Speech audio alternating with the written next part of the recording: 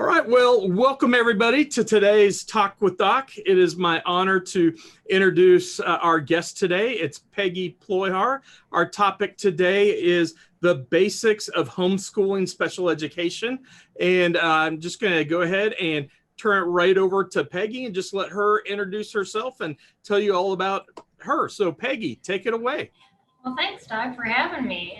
Yes, my name is Peggy Ployhar, and I'm the founder and CEO of SPED Homeschool, which we call Specialized Education Homeschool instead of Special Education, because that's really what we focus on, is that kids just need a specialized education for who God made them to be. So that's what I do. I've been homeschooling. This is my 19th year, so it kind of scares people when I say that, but it just kind of started because my oldest was diagnosed on the autism spectrum, and we really felt God saying, this is what you need to do for him. And so he's now 23, graduated from my homeschool. My second one graduated. I have one left. She's 16, and she basically teaches herself, which is awesome.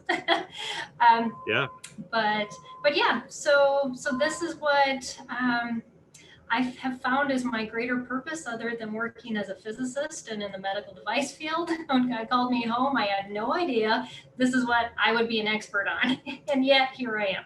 So that's how. Isn't it awesome how God just changes our passion and does different things for us? So exactly. Yeah. Well, awesome. Well, Peggy, so happy to have you join us here today, and excited to have you here, and a lot of great information, especially right now, is, we're dealing so much with COVID. It's changing life for everybody. We've got more people than ever right now who are considering homeschooling. They may have never done that before, but now because of COVID, what's going on, they're saying, well, maybe it's time for us to do that. Many school districts right now are considering, because COVID's on the rise, that they may go ahead, shut down, go virtual again. And so I know a lot of parents now are going, okay, this next semester, do we try to play these games? This is worse. Do we just homeschool now? So I think this is a great time for us right now to talk through this and everything, just help give our families some information. So, exactly. You mentioned just a little bit, but let's just back up and see what your homeschooling story is. Why are you so passionate about it? And why are you passionate about helping families get their kids homeschool and do it well? Yeah. So like I said, my son was diagnosed at the age of 5 on the autism spectrum. And before that, we had looked into homeschooling. I even went to a homeschool conference, and I came home and told my husband, they are not like me. I will not fit into that group. There is no way I'm ever going to homeschool. We're sending our kids to a private school. And I think God had to just kind of laugh about that, because the first year of kindergarten didn't even last the entire year for our son. He was in the principal's office every day, and we said, we really got to find another solution. And he was dealing with a lot of depression too. And we knew that by putting him in the public school, they would continue to accentuate what was wrong with him. And that was what he really needed to know, that there was a lot of things right with him. And so we focused more on, this is what you do good at. This is how God made you, and this is how you get along with others. This is how we build, social skills. We did a whole lot of other things. Education, as far as academics, was on the back burner for a long time with my son. But now that I look at him, he's 23. He just graduated from college with a degree in biomedical engineering. And I don't know if that would have been his track if we had not made that choice, because he would not have really known the gifts that he had and what he was good at. So that's why we started homeschooling our process, and it ended up that our middle son dealt with dyslexia, ADHD, sensory issues, the whole gamut too. And then my daughter just has very silent autism types of issues, but we can address all of that differently with each different child as we homeschool. And so that's been the gift of that for us. But yeah, we, through the process, about 3 years in after I started doing this, I just felt God just really, I had been I had been in leadership for MOPS International before I even started homeschooling. So I did leadership training all across Minnesota, North Dakota, and South Dakota, and was very passionate in encouragement and helping parents. And that has always been something heavy on my heart. And so I started consulting with different state organizations to help parents to homeschool special education. And that just kind of blossomed then and birthed SPED Homeschool in 2017. And so we now reach an international audience where we help parents to do this every day. That's awesome. So love that. So let's go ahead and start at the beginning and just explain what exactly homeschooling is. I think there are a lot of misconceptions with that. So why don't you just kind of go over that and what are some of the misconceptions that are there? Yeah, so homeschooling specifically is not virtual education. So virtual education, as the public school provides it, is the public school within your home. So I don't want you to misconstrue that as homeschooling. That is the public school being invited in. But you can choose that, and so that's one option. A public school or a charter school, even some private schools do online things. But if the school is in charge, then you are basically attending that school.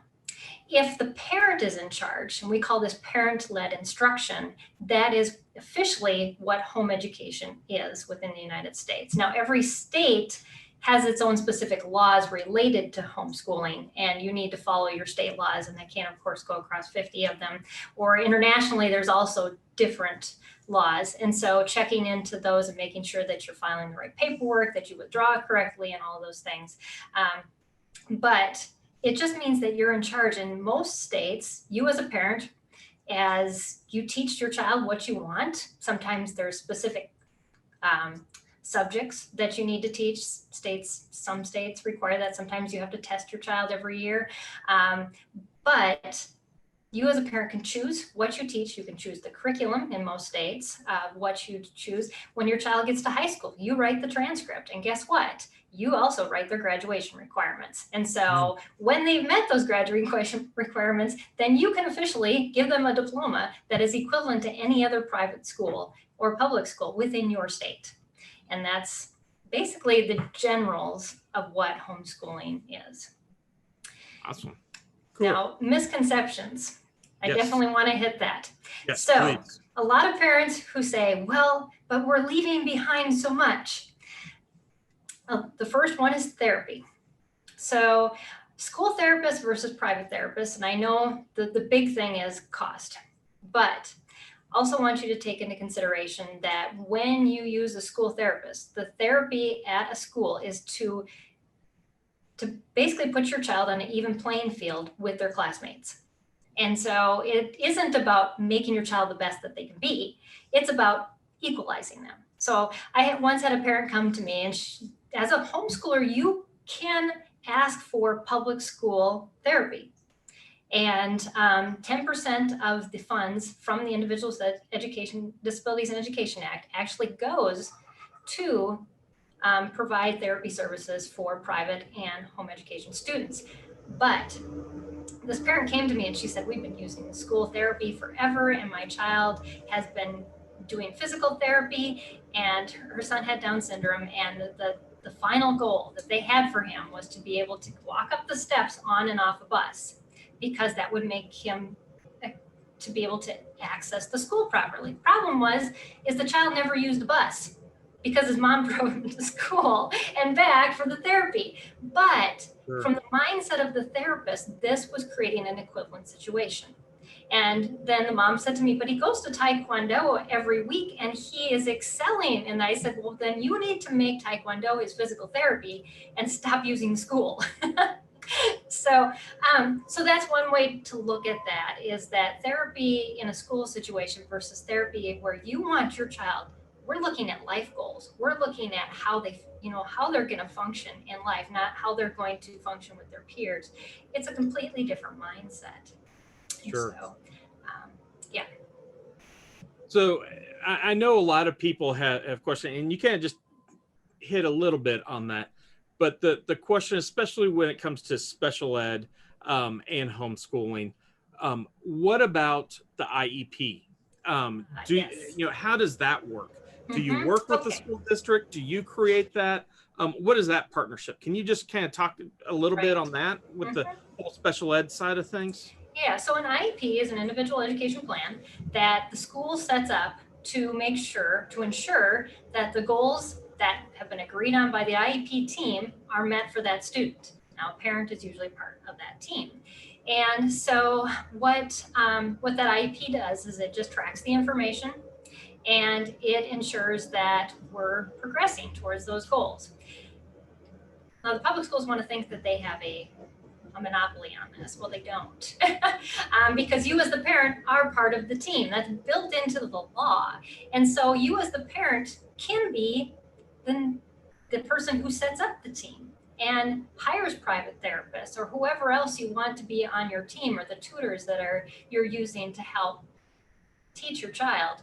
And so we actually have on our website a free downloadable template for how to write your own homeschool IEP. Because I know the Social Security Administration, especially like here in Texas, does require an IEP for a student to get funding. And so that has become a legal document outside of the school system now, where it was not developed for that. But I know that is kind of creates some anxiety in parents thinking, I'm leaving this behind. What I always tell parents though is that if you're going to withdraw, make sure you have every single copy of every IEP your child's ever had, because you need that history. And oftentimes when you withdraw, the school is very hesitant about giving you documents because you're no longer there. And so ask for everything ahead of time and make sure you just keep a file, whether you agree with it or not. And I've had parents tell me, I didn't agree with it, I didn't take it, but then they needed to show history that their child had these accommodations. And guess what? It was on that IEP long ago, and they could only show what they had done on certain IEPs that they did have and the ones that they've written. So agree or not, keep the history. It's important. But yes, and we even have a step-by-step guide on how to write that, fill in that whole template. But you as a parent can create that, and basically it's just keeping yourself accountable. We have these goals. These are the tests, the current tests that show different issues that our child is struggling in, or these are the behavior therapies or interventions that we're using. It's just a place to document, and it's just a widely acceptable document, so that's why we use it. Yeah, that's awesome. That's a wonderful resource. I've got a couple people asking if you'd go ahead and share your website so they know how to get those resources. So would you go ahead and share that? It's SPED Homeschool, SPED homeschool.com. All right, so spedhomeschool.com. And so we'll also be putting that up. But that's a great resource. So encourage everyone to go out and see that.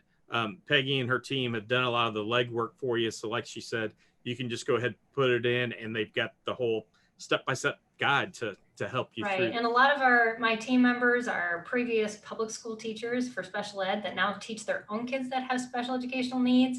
And so our articles are written from that perspective of parents who've done this for a long time, or have made that transition, and they're looking at it from both sides. So it's really good information there. Yeah, fantastic.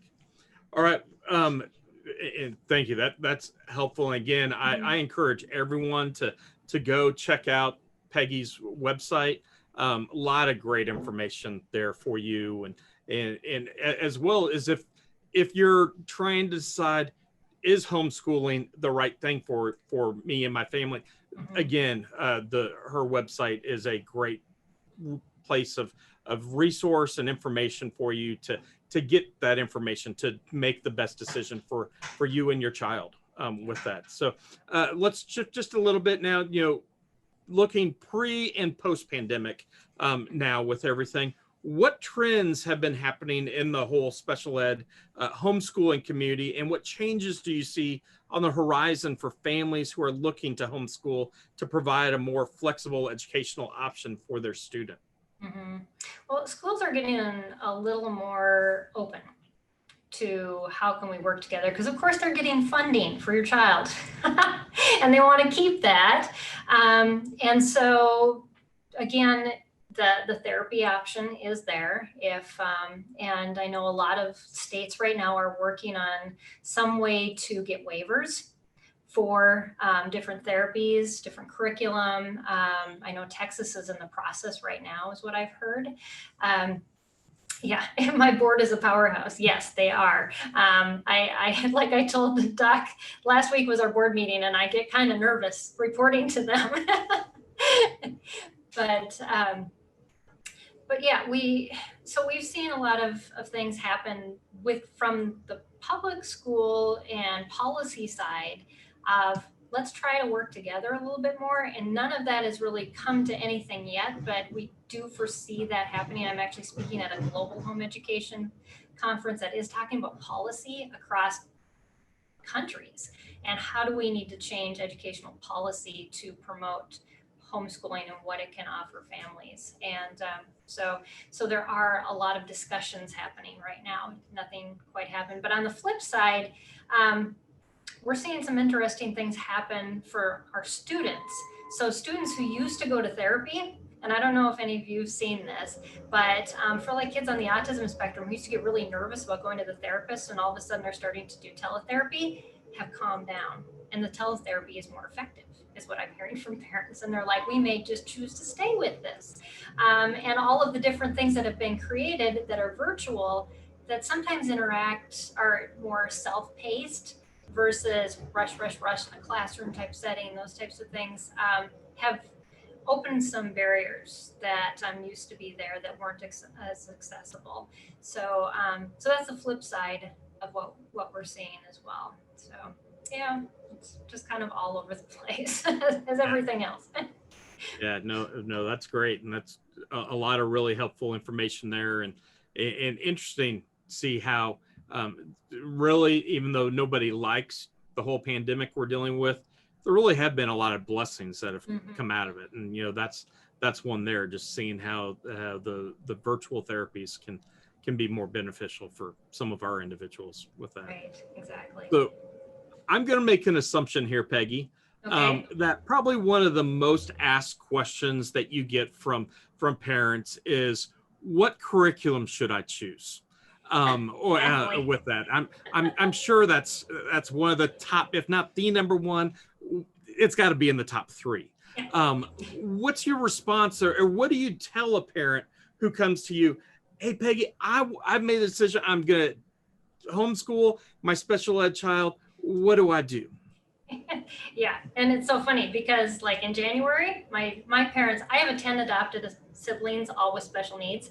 And so I'm the oldest of 14, and my parents are still homeschooling. They started homeschooling after I did. In January, my dad realized the public school wasn't working again for my younger siblings. And that was the question he asked me. So Peggy, now what do I use? So not even just our community, but my family asked this question. And it's not an easy question to answer because a lot of parents, like when we're at conferences, will say, well, this is my child's diagnosis. So they just assume that off of diagnosis, I can give you a curriculum. I think the school system has trained us that curriculum is created for diagnoses, where curriculum is created for a general child. You have a unique child. Now, how do we handle that? So I was on a phone call with a parent about a year ago, and she had homeschooled her older kids, and I think had bought every curriculum that existed. And she's naming off everything that's on her shelves, and she's like, it doesn't work with this child, this third child I have. I've tried this, and I've tried this, and I've tried this. And I kept turning the question around and saying, well, tell me about your son. And she'd tell me about her curriculum. And finally, after we got into this conversation about 15 minutes, she's like, oh, so you mean I need to figure out what my son needs and then use each of these resources that I already have to teach my son? And I said, that's exactly it. So what we find is that you may start, when you first start homeschooling, with a one box, one type of thing. But over time, you're going to become very eclectic because you're going to get to know who your child is, how they learn, and what clicks with them in different subjects. Because even their subjects, their understanding, in science, they may be at a 12th grade level, but they may not be reading yet. And so, just to be able to pick curriculum that is customized and specialized for your child to be able to help them in the places that they struggle, and also to be able to push them where they excel. And so it definitely is not an easy answer, and it's something you learn over time. And, and with my kids, I just prayed every year. There were some times that there was gaps, and I was like, how are we going to fill this? And then all of a sudden somebody would mention something, or something would come up, and it was like, that was the perfect answer. And so don't just fill the spaces either with something that just looks like it's going to be okay, and spend money that you don't need to. Just wait on God. He always provides. Amen. That's absolute perfect advice there. And so many times we forget to do that so often. But we just need to constantly pray and bathe everything in prayer with it. And God will always provide and help us through that. Exactly. So would you mind just taking a minute? And I think there maybe another misconception that might be out there is just trying to figure out how homeschooling might actually differ from teaching. Someone might say, well, I don't have a teaching degree. Therefore I can't homeschool. You have to have a teaching degree, but that's not true, is it? No. You know your child best. And that's something that a lot of home educators will say is that, well, did you teach your child to tie their shoes, or how to eat, or how to start speaking? Yes, that's what you've done. You've done it your child's entire life. You've been discipling them. And homeschooling is more of a discipleship versus a teaching. So we walk the walk, we talk the talk. I used to hate history. I tell you, in school, I didn't get it. I didn't understand it. But when I started homeschooling and we started reading historical fiction and acting out different things that happened in history, I loved it. And all of a sudden I was learning history along with my children and walking it with them. We could do our Bible study in the morning. We could memorize, our Bible verses. We did sign language to them. My children learned about communism in 10 minutes, and they got the concept. But it took a little setup. What we did when we were homeschooling was we used unit studies, and we had a lunch. And the lunch was a smorgasbord of all their favorite foods. And I said, okay, you guys take your foods, and whatever you want, you can have. And they put it on their plates. And then I sat down and said, I am Mother Russia. Give me your plates. And I took off almost everything and gave them back a little bit on their plates. And they bawled. They cried because that was unfair. And I said, okay, so now you understand communism. And my kids still to this day remember that experience. So wow. That is what you do when you homeschool, is it becomes an experience. And a lot of times parents will tell you, it only takes us a couple hours to do school, and we don't even have homework, which leaves a lot of time for other things. But when your teaching becomes that effective and that personal, it isn't just a workbook page being filled out, that it resonates into our child's hearts. It's not just into their heads. Yeah, that's good. Peggy, we got a question that just came in on our Facebook Live, and a great question. We'll go ahead and consider. We've got one mom who said she's considered homeschooling for her son with special needs, but the main concern she has is his social opportunity he gets by going to school, and therefore that would be affected. He's very social and he enjoys it.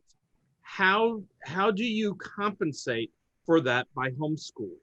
Right. I've got a very social child too. My middle one just had to always be around people. There are a variety of different ways. Actually, that's what we're focusing on this month at SPED Homeschool, is how to build your community. And so we've got articles, and all of my lives on Tuesday nights are going to be with people on how to do that. Actually, I just released a new article. It came out on Wednesday. It's the top one on our website about how to create your own homeschool pod. And this is what I did, is I found other like-minded families that were homeschooling, and we built a community. And to this day, you don't have to have a lot of friends to be social. You need good friends, and you want your children to have good, deep relationships, not just a bunch of people that they're around and they're feeding off of. And so we chose very carefully 2 to 3 families that we would meet with a couple times a week. We would share lunch, we would play, we would do projects together. And my son now, who's 21, that very social one, his best friend still is from that group. And I don't think I deprived him of anything by doing that. We focused on school when we were at home, but he had a lot of activities too. We went to church, he had karate, he had all these other things that we did that gave him those social interactions. But school was at home and learning and discipleship. And so yes, you can have both, but you sometimes have to be creative, and sometimes it requires a little work, but I promise you that work does pay off and it'll give great dividends. Right. Just kind of piggybacking on that, I just had another parent text me in. She homeschools her child, and kind of talking about pods. And I think this is what she's talking about. She's just saying that she's in a group, a homeschooling group, where some of the parents share the things. Like, for instance, you're saying she hates history, so she doesn't want to do anything with history, but one of the other parents loves the history, so they do the history part. She does all the math and science because that's what she's most comfortable with, and they hate math. So it works out perfect when sometimes you can create that. You want to just kind of maybe talk into that and have. Sure. I'm assuming there's communities like that. Yeah, there is, and most of your state organizations can link you to local resources, and those are listed on our website. When you look at Know My Homeschool Laws, your state organizations will be listed on there too, or we under homeschool organizations on our site too. But they have more local resources for you. But you can even look on Facebook, just homeschooling in your city, and there'll be field trip groups and other things that you can get involved in, or co-ops. And most often what we officially call a co-op is a sharing of teaching. Something new that's come up within COVID is a homeschool pod. And that's also related to that article that I wrote, is a lot of people are calling these new kind of micro homeschool units, pods, where parents would even share teaching. That wasn't something we did because my kids needed individualized instruction. And in a group setting that didn't already work at school, we weren't going to replicate and try to do again. If your child flourishes in that environment and for learning, then I'd say go for it. But it's very rare that kids who have specific learning needs do well in those larger group settings. You really have to have an understanding teacher and a co-op that understands if your child has behavioral issues, that sometimes it's not just because they're just being disobedient. And we've had a lot, unfortunately, if you have a really good co-op, it will work, but majority of them don't understand the needs of our kids. And it takes a lot of effort on your part to teach them that. And if you're willing to do that and you have a group who's willing to listen, then I'd say go for it. But if you find that you're getting closed doors, no, your child needs to follow these rules all the time, and we don't, take exceptions, I'd say back out rather quickly, because that's what happened with our family. My son it was failure after failure with groups, and he just really got defeated that he just thought, I'm just awful, I can't behave. And yet it was just the issues the social issues he was struggling still with, and not quite ready for that larger group setting. When he went to college, he was fine. I mean, we worked on him for a long time. So, but yeah, it's just whatever works best for your family. Yeah. All right. So great information. Just, reminder, homeschooling, you don't have to be on an island. Exactly. There's still community here that you can do it with others. So that can remove the fear, because I know a lot of parents are thinking, I'm not comfortable with all the subjects. So those are great reminders. So thank you to our parents who are sharing that and reminding us with that. Well, Peggy, we were honored to have you as one of our speakers at our Wonderfully Made conference just a couple of weeks ago. And again, anyone out there, you can still get all of our talks from the Wonderfully Made conference You can get our VIP access. It's just $50. Go to wonderfullymadekc.com and you can get every talk, and that would include Peggy's talk. Would you just take a minute and just kind of share what your talk was about? And then maybe just any additional information that might help families who might be on the fence if they should homeschool or not. Sure. So my talk was called Diamonds in the Rough. And as you probably understand from hearing me, that the rough conditions of a public education really don't set our kids up for success. They tend to marginalize them. They classify them by telling them, this is what's wrong with you. And yet we have a God who says, this is what's right with you. And when we can teach our children on the upside down version of what public education and even private education does, instead of labeling our kids with, this is what you struggle in, this is what you're gifted in. And how can we turn that giftedness into something that you can use and that can bless others? And so a lot of my talk talks about that. I go through also my top things as I've been a homeschool consultant for over 15 years. And just the top questions that parents would come to me on the other end of the phone, just like, I'm going to pull my hair out. And so I answer those. And then I go into the step-by-step of just how to get started. And that it covers a little bit more than what's on our getting started checklist on our website, but it's pretty much equivalent to, we have a free webinar on our website as well. So that's the second half of the talk, is that getting started part. So that's what that talk is about. But yeah, as far as resources, our website at spedhomeschool.com. Again, we do have a lot of articles. We have links. We partner with companies, curriculum, therapists, consultants, and a whole bunch of other homeschool organizations that we vetted already. And we've asked them questions. We make sure their resources are, thank you for saying that. Yes, it's an awesome resource. It was something that never existed, and that is why I've been so passionate about creating this organization. And so all the resources on our website are ones that have worked for families who teach a specialized education. And so that's something to look into. And also on Tuesday nights, I do a live interview just like Doc does, and interview different people. We have a theme every month. And like I said, this month we're focusing on community and how to build your community. And we've already got our theme set out through 2021.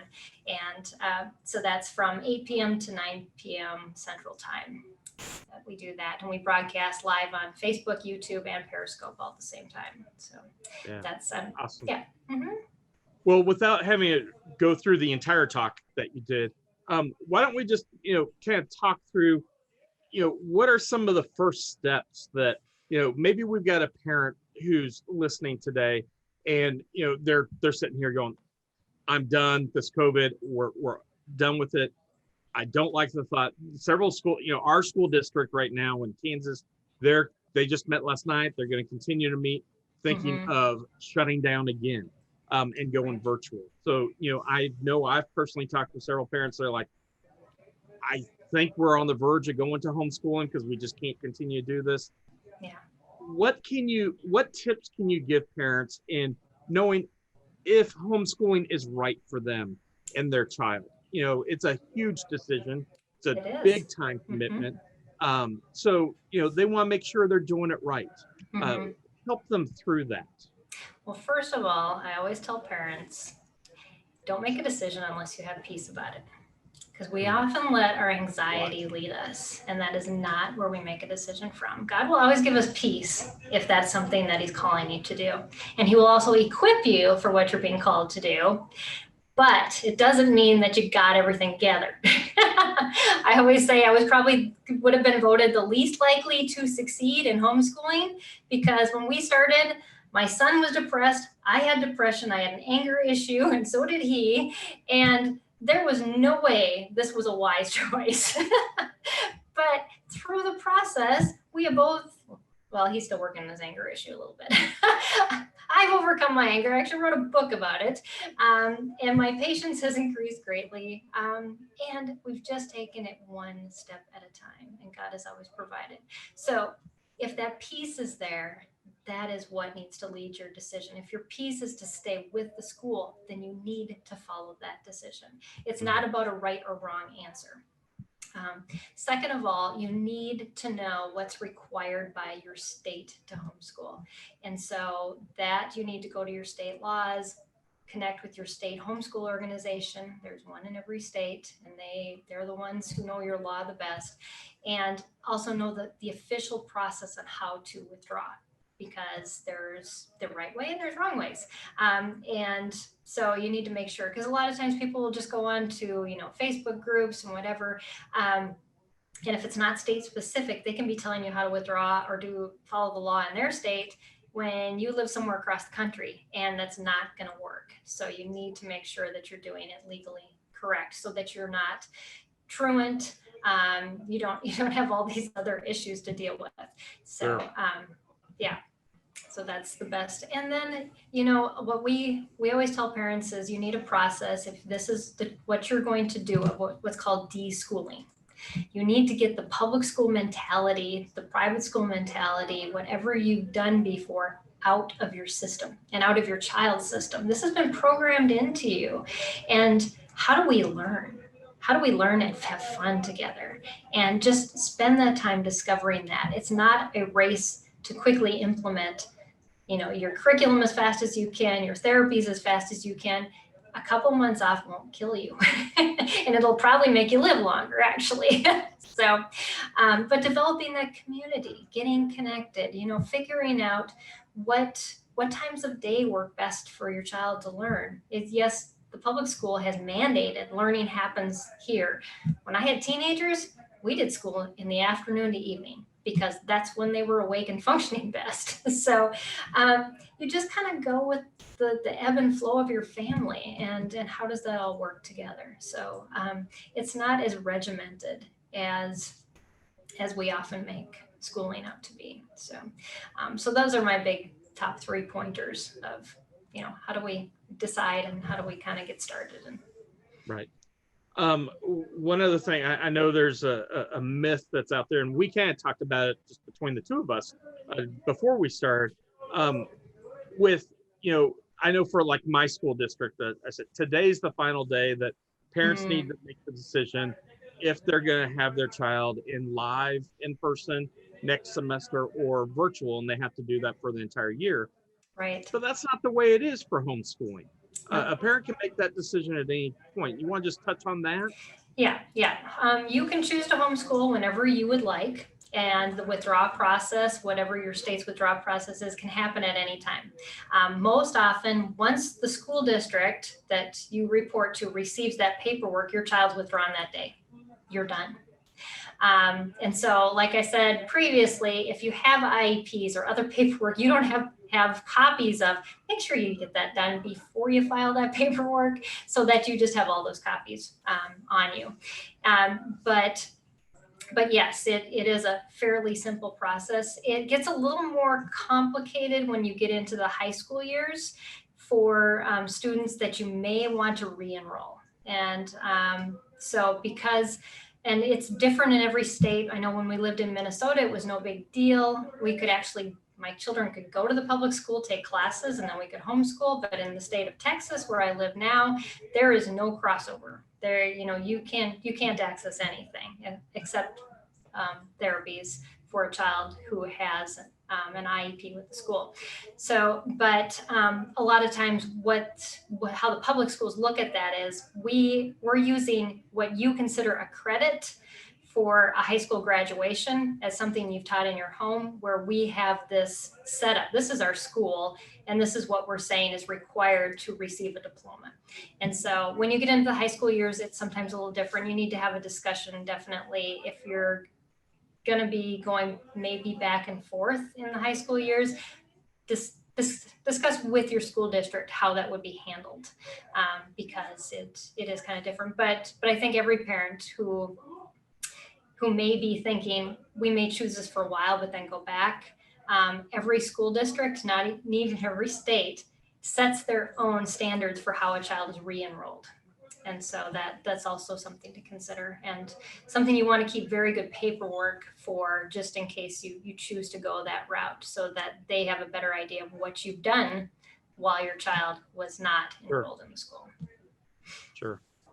I've got another question that just came in. A mom is asking, she's got a daughter who's a freshman in high school.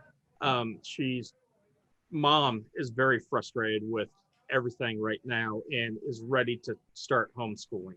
Mm-hmm. The daughter doesn't want to do it. And so, and it's kind of a two-part question. So one, what do you do when the child doesn't want to do the homeschooling, but the parent does? Mm-hmm. But then the second part to this question, the big reason the child doesn't want to do it, she absolutely loves being part of the marching band.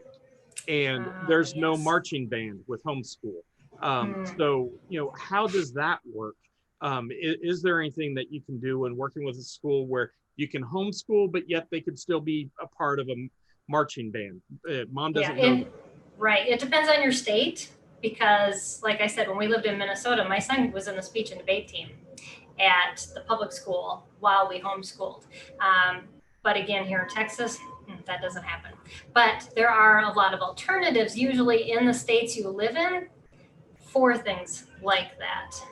So there are different music programs. I'm not sure exactly marching bands, but maybe something, depends on the size of city you live in and the size of the homeschool community. But usually you can find a lot of things that replicate it if access to the public school is not allowed. So that's that question answered. Convincing a child to be homeschooled.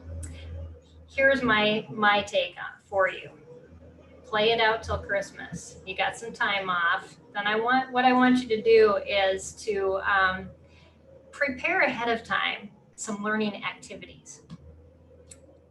Not school work activities, fun things that get your child to learn. So whether it's an audiobook or a project, so some cooking things, that anything. As a high schooler, my daughter does tons of sewing projects. She's been making her own patterns. She goes, Mom, I think I'm gonna learn to knit my own sweater this winter. Okay, that's school for us in high school. That would have been considered home ec. But if you can show your daughter in those couple weeks that these things that we're doing would be her school versus spending hours in a classroom, what else do you want to learn? Pique her interest in this is what homeschooling is. It's not about bringing those books to our kitchen table and now we get to do them together, because that doesn't sound like very much fun. But if she can do things and explore things that she's always been interested in, never had the time, or maybe it's something related to the instrument that she plays. So take it outside the box, what you really have to do for them. And that's part of the deschooling process anyways. Yeah. Oh, that's fabulous advice. Well, I'm sure we've already hit a couple of the big questions. You get the curriculum and how to start. What are some other common questions that you get from parents on, either how to start homeschooling with a child with special needs, or if they should do it, or what are just some of those common questions that we could just touch on today and help parents out? Yeah, so let me think. Curriculum is of course a huge one, and just how do I teach, or how do I do therapy? And there's so many resources out there that are written by professional therapists for parents that you can already do at home. And working, I've just interviewed, we spent our whole last month on therapy. And so I was interviewing a therapist last week, and she said, you don't have to use me every week. You can use me as you need me, and then I can teach you. That's my goal. Where in working with a therapist in the school system, they don't even talk to the parents. They don't even consider the parents as part of the equation, and you doing anything at home. And so there's a lot of things that you can do on a regular basis to meet those therapy goals that a lot of independent therapists and consultants are willing to teach you how to do. and to become more involved in your child's life, to do things like that. There's just, I mean, the sky's the limit when we look at what our kids can get involved in and what they can do. And oftentimes we want to stick to that reading, writing, math. I just really want to push you outside the box. I mean, when my oldest son didn't learn to read till he was 12. That's just because the mechanics of blending and reading just didn't click.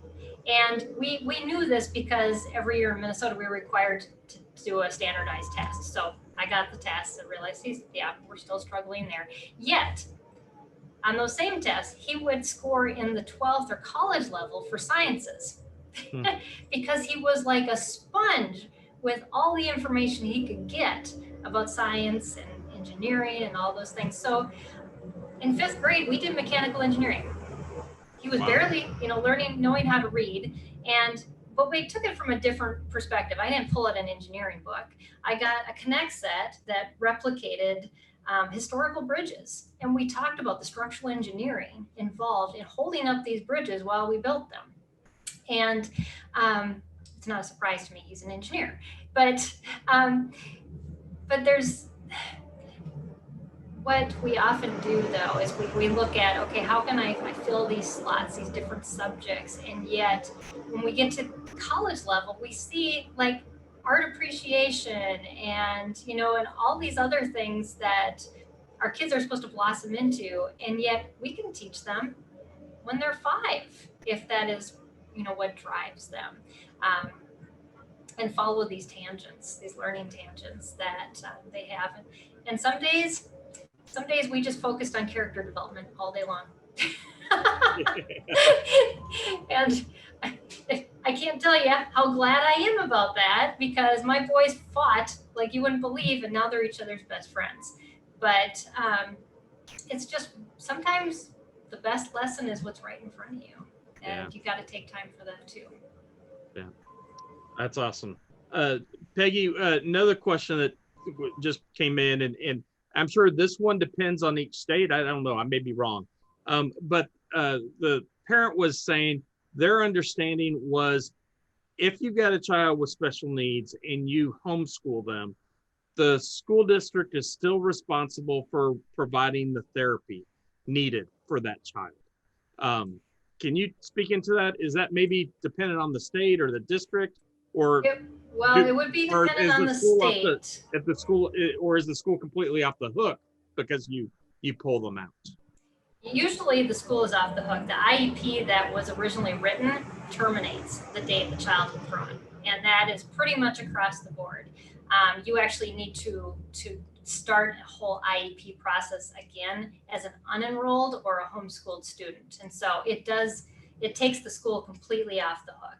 Now, that IEP that's written by the school, if you choose the school therapy, you need to make sure that it doesn't hold you accountable for what you're doing. It only holds the school accountable for the therapy services they're providing.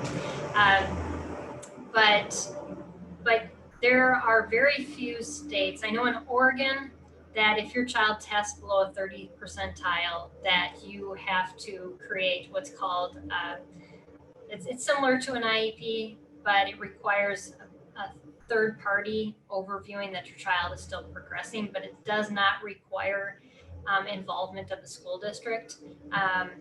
Again, there's very few states.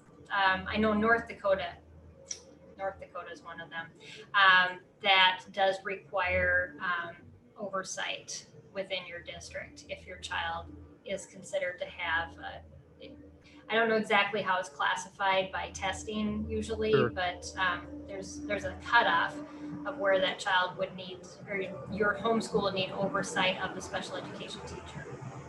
Okay. But yeah, normally no, there's nothing. That was my thought, so I just want to make sure there. So definitely, make sure you check with your state, your school district with that. And again, I'm going to refer back to what we talked about at the beginning of our talk here. Please go to Peggy's website. If I remember right, it was spedhomeschooled.com. Yes. And SPED homeschool.com. And they've got all the resources there for you on developing your own IEP. All the tips on how to do it beginning to end and everything there. So that way you'll know what to do. I think one of the key pieces of advice before you ever pull your child out, make sure you get every piece of IEP information that you've got with the school. It's so much easier to get it while you're still enrolled than it is once you're unenrolled. So don't unenroll your child until you get all that information. I think that's one of the biggest tips that we've learned today from Peggy. I also want to point out that your school district sometimes will not know the law. And so it's better to check with your state homeschool organization versus your school district, because a lot of times school districts will give you this huge packet on what you need to withdraw when you maybe only have to fill out a page or two.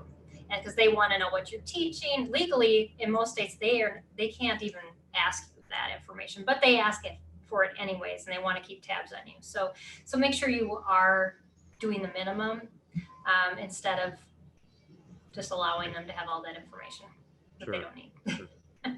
Well, our time is flying. We're coming to the top of the hour here. And Peggy, I appreciate you taking time with us. Just want to see, what are some, any final tips or final information you want to make sure you share with our families who may be considering if homeschool is right for their child with special needs? Yeah. There could be a variety of different reasons, whether, you're just feeling like you've had a stagnation with what's going on with COVID, that your child's needs are just not being met, or just as a family, you're just feeling like we've pretty much used up the system. I know a lot of my team members, we have meetings every month and they're like, yeah, we were done with babysitting services. My children, some of them, they put their kids back in for a couple of years and saw no progress at all, and then started homeschooling, and all of a sudden their child is, progressing again. And so, but it is a commitment on your side too. I walked away from a career. I walked away from a lot of different things, but when I see what a difference it's made in my children's lives, it's been worth it altogether. So, but it has to be a calling too, and something that you feel like this is what we're supposed to do. And a good buy-in from everybody in your family is good. Mostly mom and dad. If you can agree, I know some wives have chosen without their husbands, and that's been a difficult road. So definitely, if you can come at that, if you're married together, that is much more helpful, because there'll be some days that you need that shoulder to cry on, because it isn't easy, but it is rewarding. Absolutely. Well, Peggy, I want to thank you so much for joining us, and it's been so much helpful information. Again, I want to direct everybody to Peggy's website, SPED, SPED, homeschool.com. Get more information there. Been just a wealth of information. I've learned a ton. I hope our families have too. Let you all know about information coming up in the future. We are going to take a week off next week from Talking with Doc. Unfortunately, the reason for that, one of our families, the mom passed away. And I'm going to ask that everyone be praying for this family. Just passed away with lung cancer and is leaving her husband and 6 kids behind, including a baby. And so funeral is going to be next week. I'm going to be in attendance of that and supporting her, supporting the family, having children with special needs as well. So please be praying for them, as well as the dad as moving forward. But we celebrate knowing that she is in heaven. She's a believer and she's cured. She's no longer dealing with the cancer. But so because of that, we're taking off next week. But the following week, which will be November 20th. Yes, November 20th. Make sure I got all my dates right here. My guest will be Jess Ronnie, and we're going to be talking on care for caregivers. And that is going to be so important. I think especially as we're coming into the Thanksgiving season. Being a caregiver, being a parent, being a caregiver of a child with special needs is a hard job. And we need to make sure we're able to take care of ourselves. And so we're going to be talking about that, not just how we can care for ourselves, but also then this is going to be perfect for any of our disability ministry leaders, how you as a church can step in and care for the caregivers as well. So make sure you join us for that. Again, November the 20th, Caring for Caregivers with Jess Ronnie. It's going to be a great talk. Invite your families, invite your churches and them to be a part of that, and that'll be good. Also invite you to partner with us. We want you to partner with us as we move forward, continue to help us be able to do these Talk with Docs. You can partner financially. You can go to soarspecialneeds.org/donate and do that. But share this with others. We'll have this up on our YouTube page. Share it with your family, share it with your ministries, and let everyone know what's going on. If you've got an idea for a talk that you'd like to have, just let us know. We'd love to have that as well. And again, Peggy, thank you so much. It's been a wonderful time. I think we could have gone on a little bit longer, but again, our time's coming to an end. But I want to, once again, drive everyone to your website. Let them see. And again, that's SPED, S-P-E-D, homeschool.com. A lot of tremendous information, tremendous organization that Peggy heads up. And she's got all the information. We're getting thank yous from both online here as well as Facebook. So a lot of people are really appreciating all your information. So thank you so much for being with us today. Thank you. Thanks for having me. It's wonderful. All right. Well, we'll see you all later. You all have a blessed week.